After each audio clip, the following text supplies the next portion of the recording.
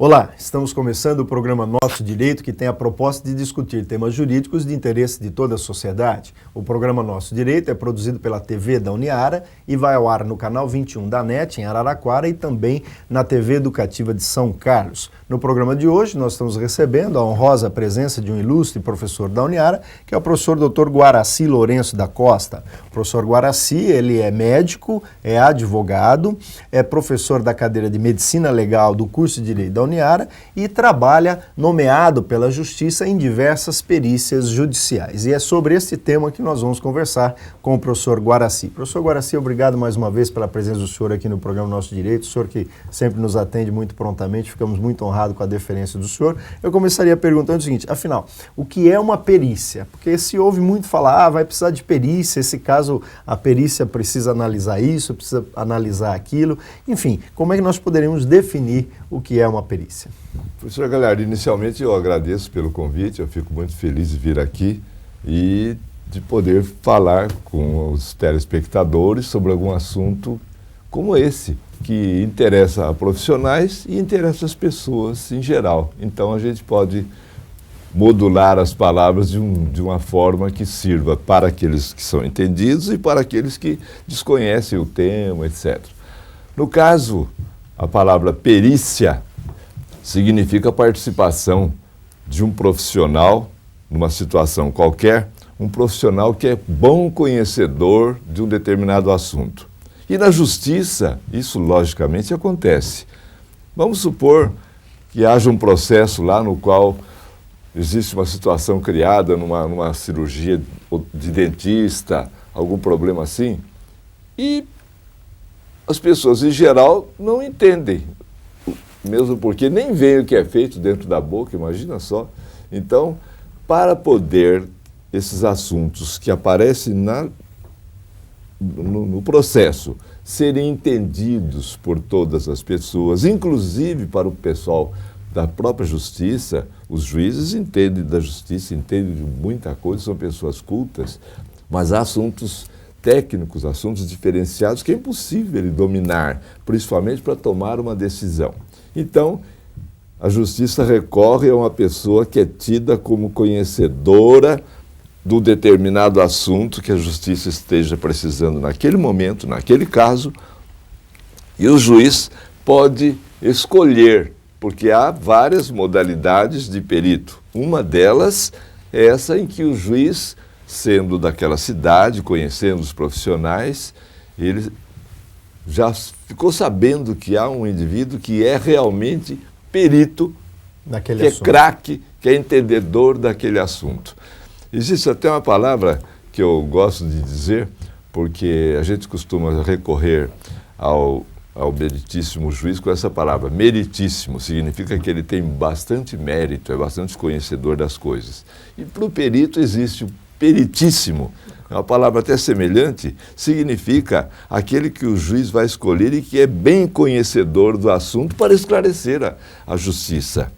Então precisa que ele seja realmente bom conhecedor. E um detalhe, se ele falar na perícia em assuntos estritamente técnicos, não resolve.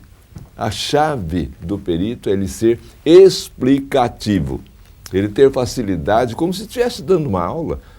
Numa aula ele vai explicar o que é essa palavra, o que significa, etc. Esse é o ponto fundamental da atuação do perito. Então, perícia, retornando, é a atuação de alguém que vai esclarecer a justiça sobre um determinado assunto que não é de conhecimento geral. Entendo. Agora, professor Guaraci, o senhor disse, o perito atua em diversas áreas. E aí nós temos situações em que o juiz nomeia o perito, que é alguém que o juiz conhece, que sabe que ele tem experiência naquele assunto e que vai ser alguém que não vai pender para nenhum lado, nem a favor do autor, nem a favor do réu. Mas também tem os peritos oficiais, né? Como é que se dá essa diferenciação? Há várias modalidades de perito. O que é chamado perito oficial é aquele perito, vamos falar dos médicos peritos, para facilitar o enquadramento daquilo que eu vou dizer. O perito oficial é aquele que fez um concurso para ser perito e tem até um salário, ele tem um compromisso através de uma determinada empresa. Os peritos chamados oficiais, mais falados, mais utilizados pela Justiça, são os peritos do INSS, que fizeram um concurso, são assalariados e labutam perante o INSS. E os peritos do chamado IMESC, que é uma instituição que existe lá em São Paulo, pertencente à Secretaria da Justiça, onde há uma série de médicos de todas as especialidades existentes, para quando o meritíssimo juiz não encontra na sua cidade alguém que possa preencher aquela condição de sabedor e explicador do assunto, ele recorre ao tal IMESC. Só que lá é uma trabalheira, existe uma concorrência muito grande, muito então movimento, a perícia demora a ser executado. A outra probabilidade é o perito indicado pelo juiz. Antigamente, esse perito, ele recebia uma denominação interessante, ele era denominado perito louvado. Mas essa expressão louvado dá-se uma ideia de coisa espiritual, coisa religiosa, etc. Então essa palavra foi sendo descartada e hoje a gente denomina o perito indicado pelo juiz de perito judicial. Indicado pelo juiz. Indicado pelo juiz. Então, na hora de alguém se dirigir a esse perito judicial. Houve um tempo em que esse perito precisava ser juramentado. Isso eu ia Faz perguntar. parte compromisso dele, como é que funciona compromissa. isso? Compromissos, assim, inclusive uma espécie de um juramento. Mas, como a escolha tem sido feita, não por indicação de alguém, mas pelo conhecimento que o perito adquiriu daquela pessoa, tem sido até dispensado esse juramento. Ele já acredita que esse indivíduo vai cumprir aquelas regras que o professor Galhardo acabou de me perguntar, que ele deve obedecer essas regras. Ele não pode ser parcial, ele não pode torcer para um lado em detrimento do outro, ele tem que ser imparcial, ele tem que falar a verdade sobre aquele assunto, aquilo que ele apurou através do exame da pessoa ou dos documentos ligados ao processo que vão esclarecer o andamento desse processo perante a Justiça. E essa é uma questão importante que o senhor coloca, professor Guaraci, porque imagino o quanto deve ser dificultoso para o perito, o senhor que atua em várias perícias, um brilhante profissional da área da saúde e também da área jurídica, e aí, portanto, vou me valer aqui de ambos os conhecimentos do senhor para lhe perguntar, como é que o perito dá a sua avaliação sem necessariamente tender para algum lado ou torcer para algum lado? Vamos imaginar uma questão de investigação de paternidade. O perito tem que dizer ali que o exame de DNA aponta um percentual de tantos % que aquele sujeito é o pai ou não é o pai. É uma missão muito ingrata, não é não? Dar a solução da perícia, mas sem pender para nenhum lado das partes, né? Realmente existem situações em que há um sentimento que todas as pessoas têm, aquele sentimento de piedade, de dó de alguém que está envolvido numa situação.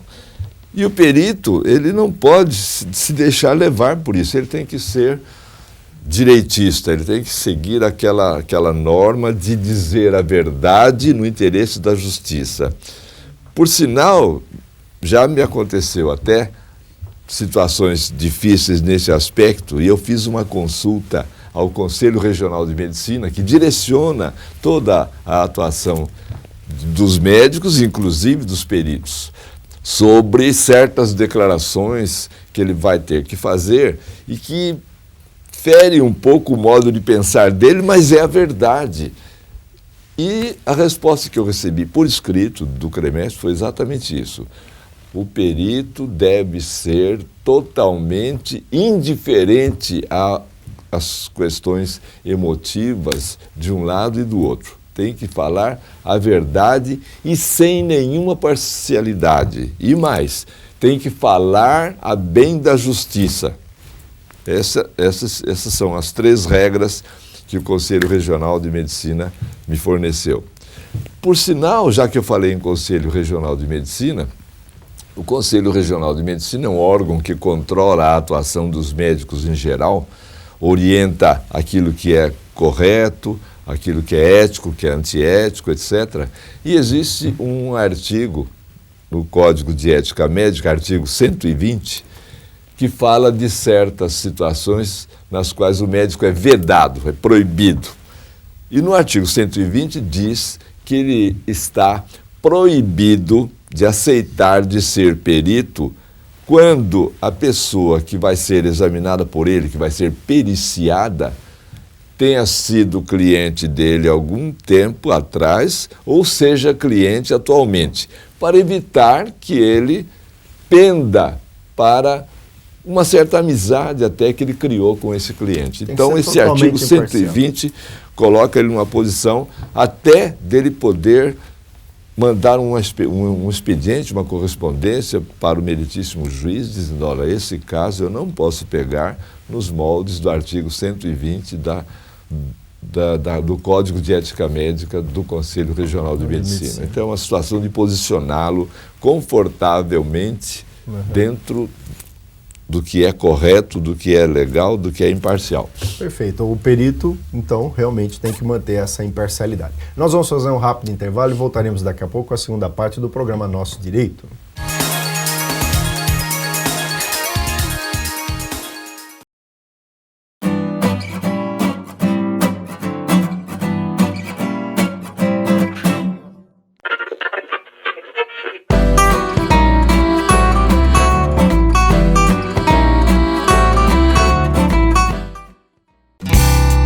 Dizem por aí que você não pode controlar o tempo, estar em 2 lugares simultaneamente, muito menos escrever o seu futuro. Quem disse que não? Na pós-graduação EAD da Uniara, você pode estudar na hora que quiser, pode estar na sua casa e na faculdade ao mesmo tempo e ser dono do seu destino. Pós-graduação e evolução, à distância de um clique. Acesse uniara.com.br.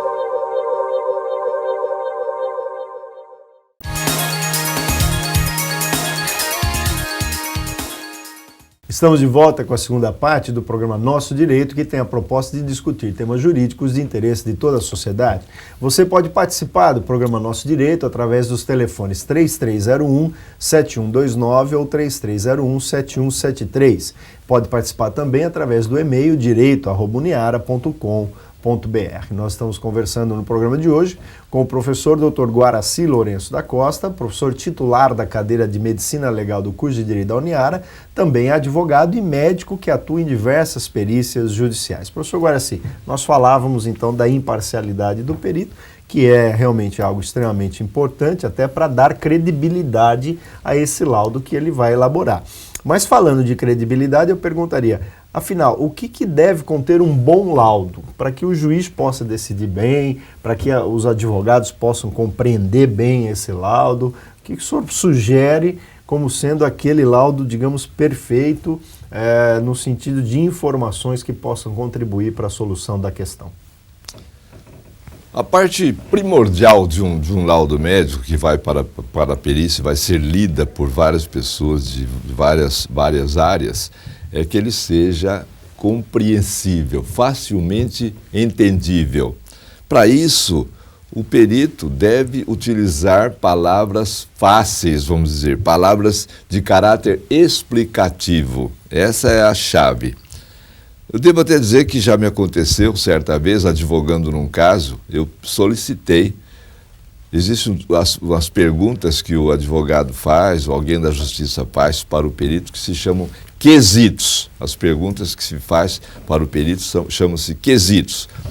E havia um quesito que eu deveria fazer, no caso atuando como advogado, fiz para um médico que era o perito, pedindo que ele escrevesse a resposta com palavras fáceis. E ele respondeu que ele era um profissional técnico e que só trabalhava com termos técnicos. Ele não entendeu o espírito da coisa. O objetivo dessa pergunta, o objetivo geral de uma perícia, é ela ser entendível. O perito tem que ser bem conhecedor, porque o conhecedor de um assunto, ele sabe falar tanto para pessoas que também conhecem aquele assunto, aquela profissão, aquela atividade, como para as pessoas que não conhecem nada. Ele vai ser explicativo. Ele tem 2 versões conforme o auditório, conforme as pessoas a quem ele está direcionando. Então, um laudo tem que ser explicativo. E existe um lance que significa a captação que o perito deve fazer daquilo que o indivíduo que está sendo periciado apresenta ou fala ou mostra em seu corpo. Até por isso que muitos colegas advogados costumam, ao se dirigir ao perito para fazer uma pergunta, um quesito, ele usa a palavra expert. Solicito ao nobre expert. E eu tenho até criticado perante os meus alunos aqui, que estão terminando o curso de Direito, que devem evitar essa palavra, porque essa palavra é uma palavra da língua inglesa, e eles estão usando sem aspas, como deveriam pôr. E não precisa usar essa palavra porque existe na nossa língua portuguesa, está nos dicionários, a palavra experto. Significa que a pessoa...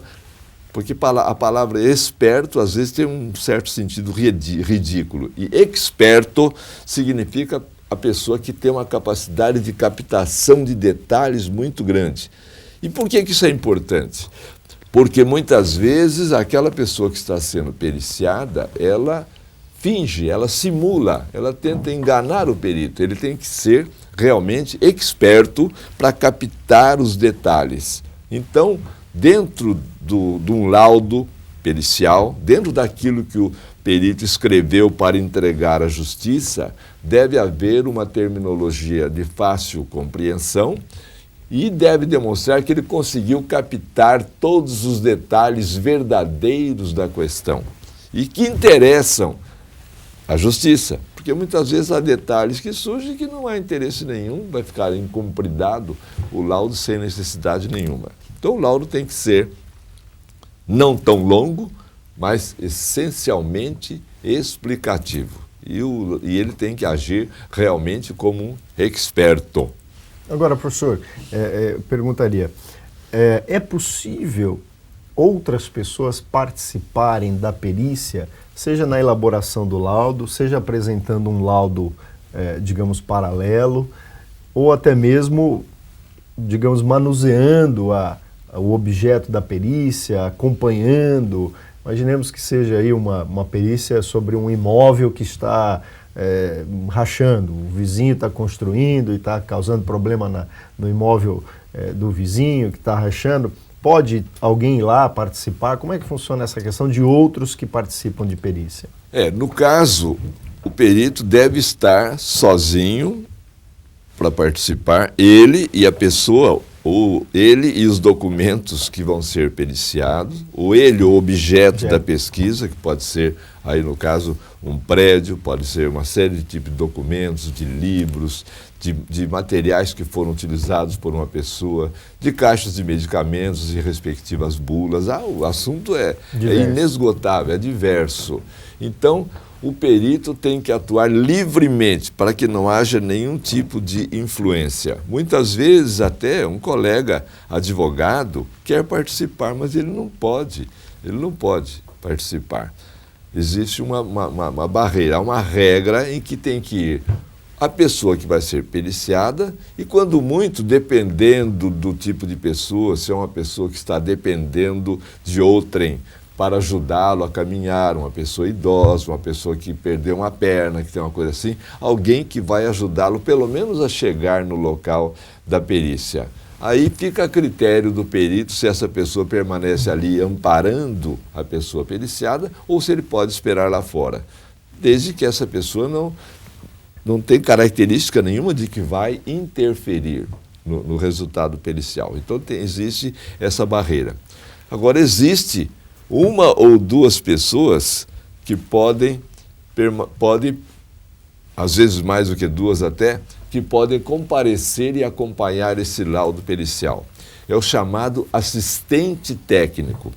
Quando o juiz indica um perito para deslindar todo o problema daquela pessoa ou daquela situação e vai responder as perguntas, as partes, ou seja, a pessoa que está processando alguém e a pessoa que está sendo processada podem solicitar um profissional da mesma área, vamos supor que seja perícia médica, convida um médico daqui, um médico de lá, que vão acompanhar a perícia e escrever o seu laudo separadamente. Ele não vai fazer contar inverdades por ele ter sido encomendado por esse lado do processo ou pelo outro lado. Ele vai fazer um laudo à parte e às vezes ele tem um dom explicativo muito grande que até o juiz obtém mais informações deste assistente técnico do que o do outro. Quer dizer, o juiz pode inclusive acolher as manifestações daquele profissional que foi indicado pela parte, porque ele entendeu melhor a explicação, ou enfim, entendeu que era mais adequada. Existe inclusive uma situação, que é uma terminologia que é usada na justiça, porque às vezes, além do laudo do perito indicado pelo juiz, tem mais um assistente técnico desse lado e outro desse. Vão 3 laudos lá para o juiz examinar. E ele vai examinar e vai ver os pontos de vista, as explicações dadas pelos 3.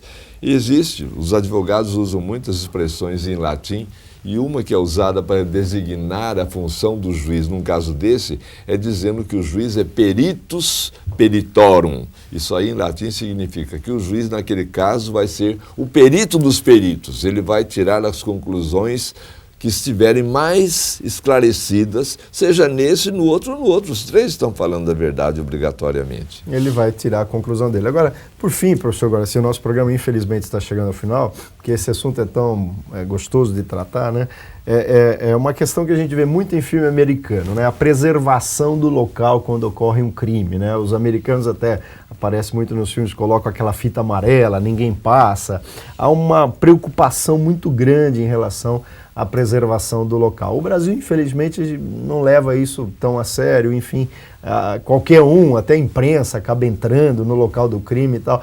É importante sempre preservar o local em relação do crime que foi cometido, não é? Claro, todo local tem que ser preservado, mesmo porque, e no caso, existe um perito todo especial que é o chamado médico legista. Ele é um perito oficial, só que ele vai atuar essencialmente quando há crimes ou quando há violências.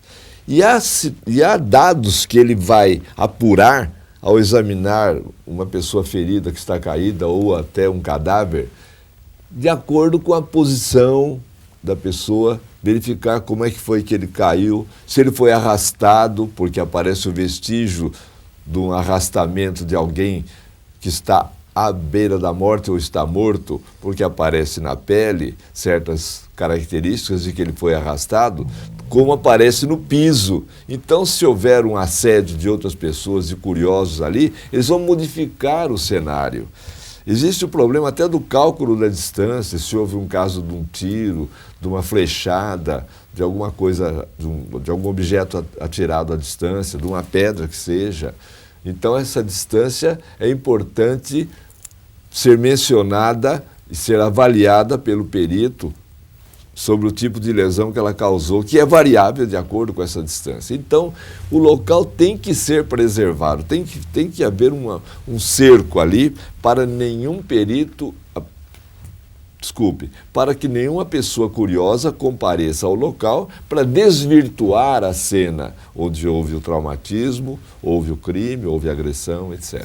Muito bom. Infelizmente o nosso programa chega ao final. Nós gostaríamos de agradecer imensamente ao professor Guaraci Lourenço da Costa, que esteve aqui conversando conosco sobre perícias judiciais. Professor Guaraci, obrigado. Lhe devolvo a palavra para as suas considerações finais. Tá, professor Galhardo, eu fico contente de vir aqui, é uma honra, e eu espero, ao agradecer a atenção dos que me ouviram, eu espero que eu tenha sido entendido. O meu gosto é sair lá fora e começar a lembrar daquilo que eu falei e ter a sensação de que fui compreendido. Isso me faz feliz e eu até agradeço o convite, porque se eu vou sair daqui feliz, eu tenho que agradecer o convite feito pelo professor Galhardo. Nós é que agradecemos mais uma vez, obrigado ao professor Guaraci, agradecemos a você, telespectador, e convidamos a todos para mais um programa Nosso Direito na próxima semana.